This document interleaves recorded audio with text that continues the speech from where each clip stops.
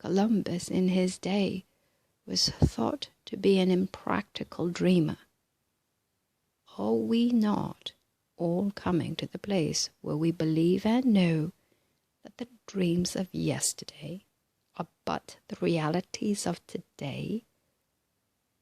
For who has accomplished anything who is not a so-called dreamer?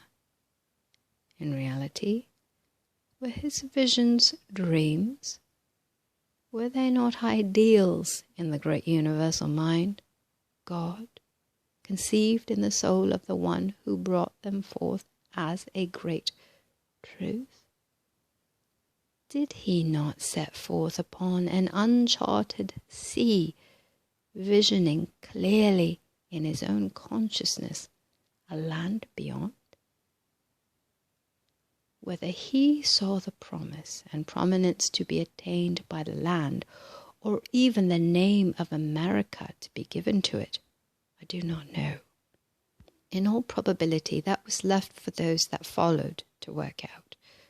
The point is, was it not first a dream or a vision? We already see some of the wonders unfolded, but we can only visualize the wonders yet to follow as the result of that one vision. In this way, we may recount the many visions that have helped to make the world a better place in which to live. Is not this the way God manifests or expresses through all? The one that has already brought forth is the one that has the greater faith in God, either consciously or unconsciously. Think of that soul setting out upon what was then an uncharted sea, the hardships, the trials and discouragements, with but one thought uppermost in mind, the goal. Then events led on and always up to the day when the little handful embarked on the Mayflower, seeking freedom to worship God in their own way. Think of it, in their own way. Taken in the light of the Spirit and subsequent happenings, does the real truth come? Did they not build greater than they thought? Can you not see the hand of the great omnipotent one above it all? Then came the dark days when it seemed as though the first colonies would be snuffed out. But what God has set his hand to must triumph.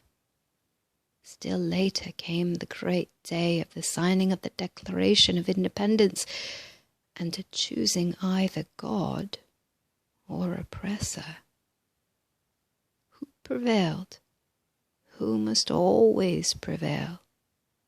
Whether you realize it or not, the struggles of that little body of men in those memorable days and the act of affixing their names to that document is one of the greatest epics since that of the advent of Jesus into the world. Then came the strokes of the independence bell. Believe it or not, the first strokes of that bell were known to us as truly as if we had been standing beneath it.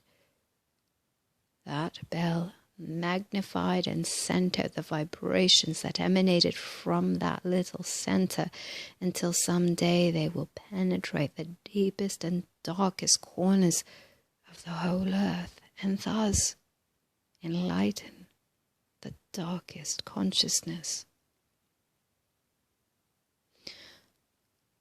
Look at the trials and vicissitudes that led up to that event.